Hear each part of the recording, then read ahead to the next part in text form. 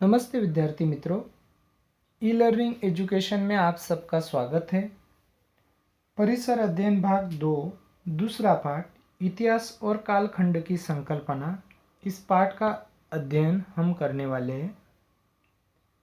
इस पाठ में काल विभाजन और कालखंड रेखा, काल गणना और काल गणन की पद्धतियाँ, इतिहास का काल विभाजन, काल मापन की वैज्ञानिक पद्धतियाँ और काल निर्धारण, इसके बारे में अधिक जानकारी प्राप्त करने वाले हैं। काल विभाजन और कालखंड रेखा। कालखंड का बोध कर लेने की विभिन्न पद्धतियाँ हैं। काल अखंड है, परंतु अपनी सुविधानुसार हम उसका विभाजन करते हैं। काल का विभाजन हम किस उद्देश्य और किस पद्धति से करते हैं, इसके आधार पर कालखंड का बोध कर लेने की पद्धतियाँ निर्भर रहती है। जैसे सूर्य का उदय होते ही हम कहते हैं दिन निकल आया, सुबह हो गई। सूरज डूबते ही हम कहते हैं दिन ढल गया, शाम हो गई। दिन ढलने के बाद शाम होती है और कुछ समय बाद अंधेरा होकर रात होती है। इसका अर्थ यह होता है कि हमने समय का विभाजन दिन और रात इन दो घटकों में किया है। हमारी पृथ्वी निश्चित गति से अपने अक्ष पर घूमती है, वैसे ही वह सूर्य के चारों ओर भी चक्कर काटती है। सूर्य स्वयं प्रकाशित है। सूर्य की किरणों से निरंतर प्रकाश प्राप्त होता है, फिर भी हमें केवल दिन में प्रकाश दिखाई देता है और रात में अंधेरा। यह कैसे होता है? पृथ्वी अपने अक्ष पर जब घूमती है, अर्थात परिभ्रमण करती है, तब उसका जो पृष्ठभाग सूर्य के सामने आता रहता है, वहाँ प्रकाश फैलता जाता है। जो पृष्ठभाग सूर्य के सामने से दूर चला जाता है, वहाँ अंधेरा होता जाता है। पृथ्वी को अपने अक्ष पर एक चक्कर पूर्ण करने के लिए 24 घंटों की अवधि लगती है। इस अवधि में लगभग 12 घंटों का दिन और 12 घंटों की रात होती है। इस प्रकार एक दिन और एक रात मिलकर जो समय बनता है, उस समय को ही व्यापक अर्थ में एक दिवस कहते हैं। यह एक दिवस अर्थात एक वार कहलाता है। सोमवार से रविवार तक के 7 दिनों का एक सप्ताह होता है। 2 सप्ताहों का पक्ष अर्थात जिसे पखवाड़ा भी कहते हैं, इसके पहले हम पढ़ चुके हैं। पक्ष कितने होते हैं? 2 होते हैं, शुक्ल पक्ष और कृष्ण पक्ष। 4 सप्ताहों को अर्थात 2 पक्षों को मिलाकर एक महीना होता है और 12 महीनों का एक वर्ष होता है। इस पद्धति से हम काल का क्रमिक विभाजन करते हैं। एक के बाद एक वर्ष समाप्त होते होते 100 वर्षों का कालखंड समाप्त होता है, अर्थात एक शताब्दी पूर्ण हो जाती है। ऐसी 10 शताब्दियों अर्थात 1000 वर्ष समाप्त होने पर एक सहस्रक पूर्ण होता है। कालखंड के इस प्रकार के विभाजन को एक रेखीय विभाजन कहते हैं। ईस्वी सन का कालखंड एक रेखीय विभाजन में एक के बाद एक आने वाले वर्षों को क्रमिक रूप में रखा जाता है। इतिहास की पुस्तकों में भी एक के बाद एक घटित घटनाओं को ऐसी ही एक रेखीय पद्धति से रखा जाता है। इसके लिए सामान्यतः ईस्वी सन का प्रयोग किया जाता है। हम जिस दिनदर्शिका अर्थात कैलेंडर का उपयोग करते हैं, वह ईस्वी सन पर आधारित होती है। ईसा मसीह की स्मृति में ईस्वी सन का प्रारंभ हुआ है। हिंदी में ईस्वी शब्द ईसा इस नाम से संबंधित है। जिस वर्ष से ईस्वी सन का प्रारंभ हुआ, वह ईस्वी सन का प्रथम वर्ष था। इस वर्ष का प्रारंभ 1 इस संख्या द्वारा दर्शाया जाता है। इसके पश्चात आने वाले प्रत्येक वर्ष की क्रम संख्या आगे की दिशा में बढ़ती जाती है। ईसा पूर्व का कालखंड ईसवी सन का प्रारंभ होने से पूर्व के कालखंड को ईसा पूर्व का कालखंड कहा जाता है। इस कालखंड के वर्षों की गणना करते समय प्रत्येक वर्ष की क्रम संख्या घटते क्रम से रखी जाती है। ईसवी सन का प्रारंभ यहाँ से हुआ है। ईसवी सन में आने वाले प्रत्येक वर्ष की क्रम संख्या आगे की दिशा में बढ़ती जाती है। ईसवी सन के प्रथम 100 वर्षों की अर्थात प्रथम शताब्दी की कालावधि को ईसवी सन के 1 से 100 इस प्रकार लिखा जाता है। ईसवी सन के प्रथम सहस्र की कालावधि को ईसवी सन 1 से 1000 इस प्रकार लिखा जाता है। ईसा पूर्व इस कालखंड के वर्षों की गणना करते समय प्रत्येक वर्ष की क्रम संख्या घटते क्रम से रखी जाती है। ईसा पूर्व की प्रथम शताब्दी का प्रारंभ ईसा पूर्व 100 इस वर्ष में हुआ और वह शताब्दी ईसा पूर्व 1 इस वर्ष में समाप्त हुई। अतः ईसा पूर्व के पहले 100 वर्षों की अर्थात प्रथम शताब्दी की कालावधि को ईसा पूर्व 100 से 1 और ईसा पूर्व की सहस्र की कालावधि से तात्पर्य ईसा पूर्व 1000 से 1 है। ईसा पूर्व के कालखंड को लिखने की पद्धति को हम कुछ उदाहरणों द्वारा समझेंगे। वर्धमान महावीर का जीवन काल ईसा पूर्व 599 से ईसा पूर्व 527 इस प्रकार लिखा जाता है। गौतम बुद्ध का जीवन काल ईसा पूर्व 563 से ईसा पूर्व 483 ऐसा लिखा जाता है। काल गणना और काल गणना की पद्धतियाँ। काल गणना करने का अर्थ कालखंड की लंबाई गिनने से है। कालखंड की गणना करने की जो इकाइयाँ हमें ज्ञात है वे इस प्रकार है: सेकंड, मिनट, घंटा, दिन, सप्ताह, पखवाड़ा, महीना, वर्ष, शताब्दी और सहस्रक। इनमें सेकंड सबसे छोटी इकाई है। संपूर्ण विश्व में काल गणना की अनेक पद्धतियाँ प्रचलित है। इन पद्धतियों में ईसवी सन यह प्रणाली सबसे अधिक प्रचलित है। सामान्यतः किसी भी महीने का दिनांक अथवा तिथि लिखते समय हम उस दिन का क्रमांक, उस महीने का क्रमांक अथवा नाम और उस वर्ष का क्रम लिखते हैं। दिनांक शब्द तारीख शब्द का ही समानार्थी शब्द है। काल गणना की अन्य दूसरी भी प्रणालियां हैं। हमने देखा है कि ईसवी सन का प्रारंभ ईसा मसीह की स्मृति में हुआ है। किसी विशिष्ट घटना की स्मृति में नई काल गणना का प्रारंभ किए जाने की प्रथा प्राचीन काल से ही प्रचलित थी। जैसे किसी पराक्रमी शासक के राज्याभिषेक की घटना छत्रपति शिवाजी महाराज ने अपने राज्याभिषेक के उपलक्ष्य में ईसवी सन 1674 में राज्याभिषेक का प्रारंभ किया था, यह हमें ज्ञात है। यहाँ पर छत्रपति शिवाजी महाराज के जीवन की महत्वपूर्ण घटनाएं जो ईसवी सन 1630 से लेकर 1680 तक यहाँ पे जीवन रेखा दिखाई गई है। भारत में शालिवाहन शक और विक्रम संवत ये प्रचलित काल गणना है। इस्लाम धर्म के संस्थापक मोहम्मद पैगंबर ने मक्का से मदीना को स्थलांतरण किया। इस स्थलांतरण के समय से हिजरी इस काल गणना का प्रारंभ हुआ। भारत का पारसी समाज जिस काल गणना पद्धति को उपयोग में लाता है उसे शहंशाह काल गणना कहते हैं। इतिहास का काल विभाजन। इतिहास भूतकाल की घटनाओं का ज्ञान कराने वाला विज्ञान है। यह हमने प्रथम पाठ में देखा है। इसके आधार पर हमारे ध्यान में यह भी आता है कि बीता हुआ संपूर्ण कालखंड भूतकाल होता है।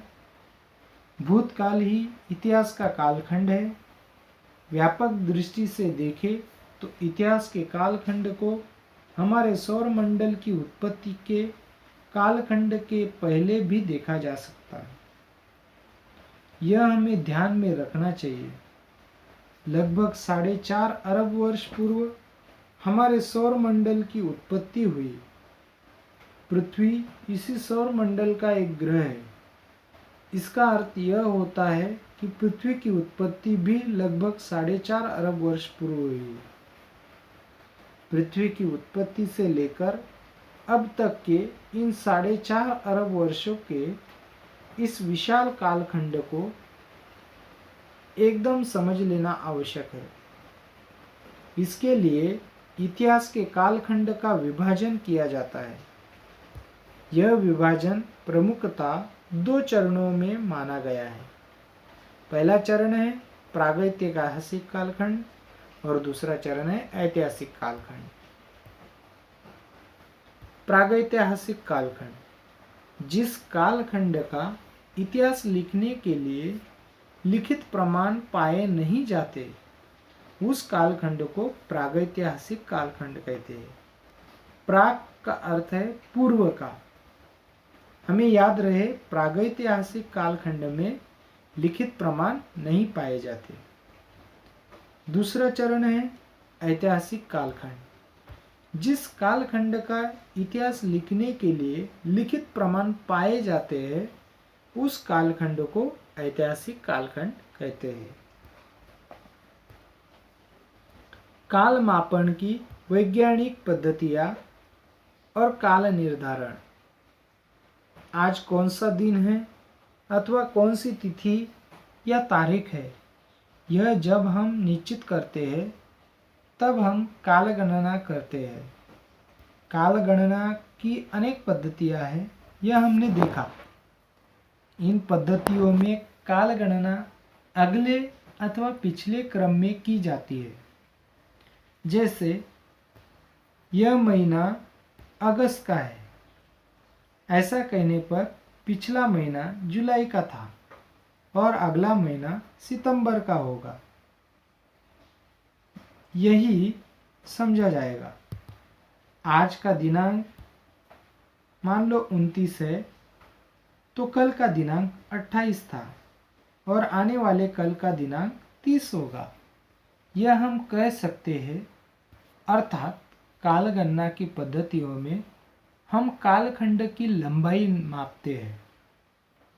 ईस्वी सन का प्रारंभ होने से पूर्व के कालखंड में घटित घटनाओं का अध्ययन करते समय उनके कालखंड का उल्लेख ईसा पूर्व अमुक वर्ष इस प्रकार किया जाता है। उनमें से कुछ घटनाओं की जानकारी हमें भूमि के नीचे दबे हुए प्रमाणों के आधार पर प्राप्त करनी पड़ती है। वह प्रमाण संभवतः वस्तु अथवा भवन के अवशेष के रूप में होता है। उन अवशेषों के आधार पर हजारों वर्ष पूर्व की घटनाओं का काल निर्धारण वैज्ञानिक पद्धतियों द्वारा करना संभव होता है। भूमि के नीचे मिट्टी की एक पर दूसरी ऐसी अनेक परतें संचित रहती है। मिट्टी की परतों और उन परतों में पाए गए अवशेषों का कालखंड अमुक तिथि से अमुक तिथि तक है, ऐसा निश्चित रूप से नहीं कहा जा सकता। परंतु आज से लगभग कितने वर्ष पूर्व का है, यह इस पद्धति से उस कालखंड का मापन करना संभव होता है।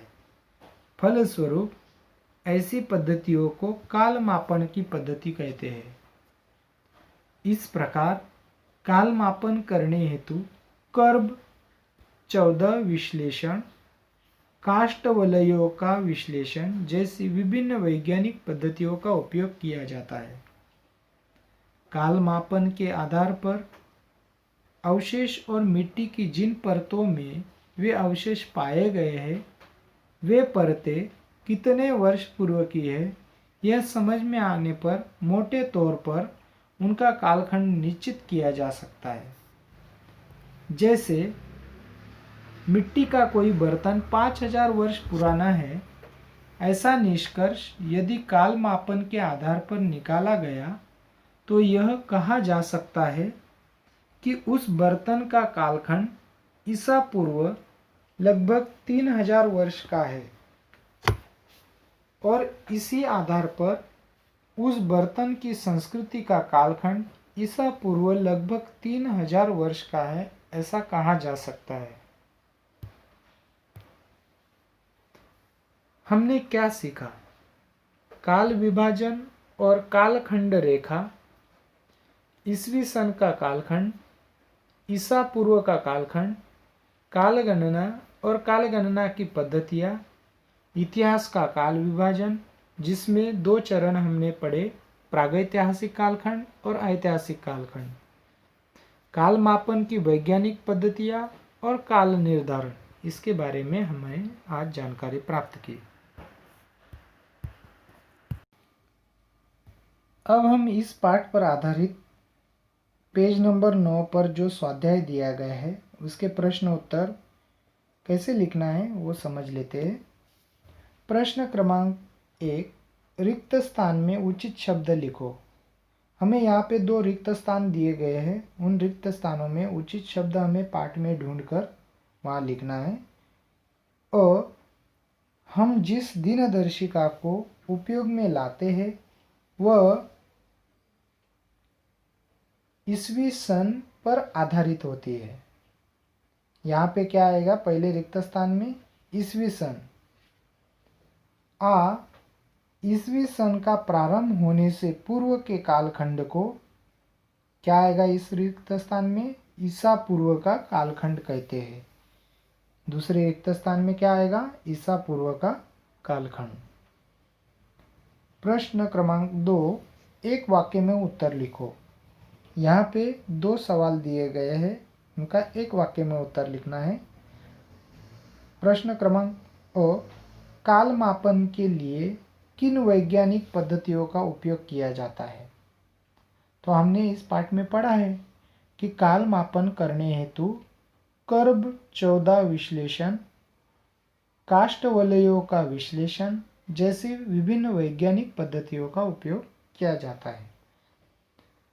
प्रश्न क्रमांक ईसवी सन के प्रथम 100 वर्षों का कालखंड किस प्रकार लिखा जाता है? इस प्रश्न का उत्तर है ईसवी सन के प्रथम 100 वर्षों का कालखंड ईसवी सन 1 से 100 इस प्रकार लिखा जाता है। प्रश्न क्रमांक 3, निम्न प्रश्नों के उत्तर संक्षेप में लिखना है। संक्षेप में अर्थात 4-5 वाक्यों में हमें इसका उत्तर लिखना है।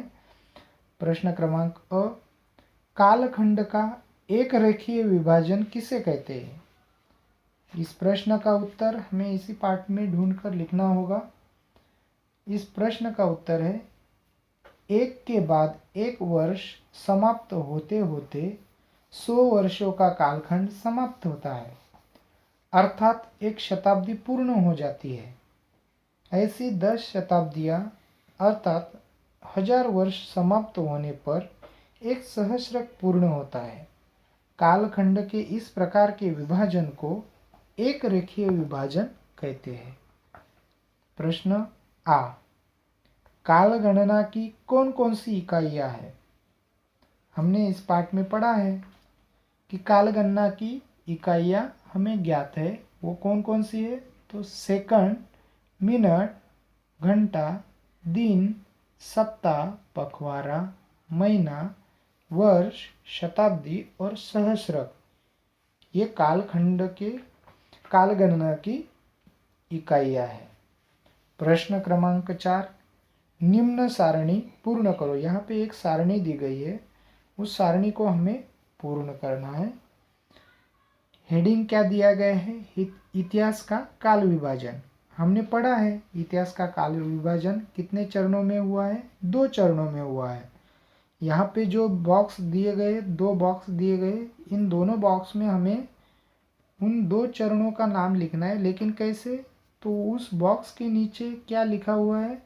इतिहास लिखने के लिए लिखित प्रमाण नहीं है।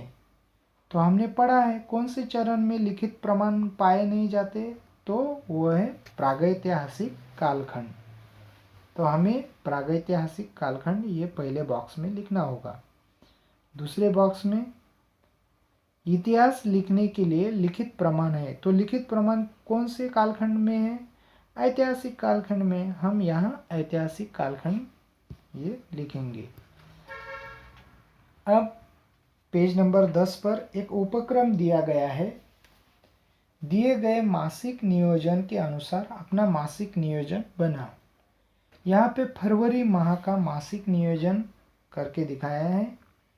रविवार से लेकर शनिवार तक ऐसे सप्ताह के पूर्ण दिवस जैसे कैलेंडर में दिखाए जाते हैं। 1 तारीख से लेकर 28 तारीख तक फरवरी माह के दिनांक भी दिए गए हैं, अर्थात फरवरी माह में किस दिन क्या है उसका नियोजन यहाँ पे करके दिखाया है। उसी प्रकार हमें भी आने वाला अगला जो महीना है उसका नियोजन हमें इस प्रकार कॉपी में लिखना है। धन्यवाद।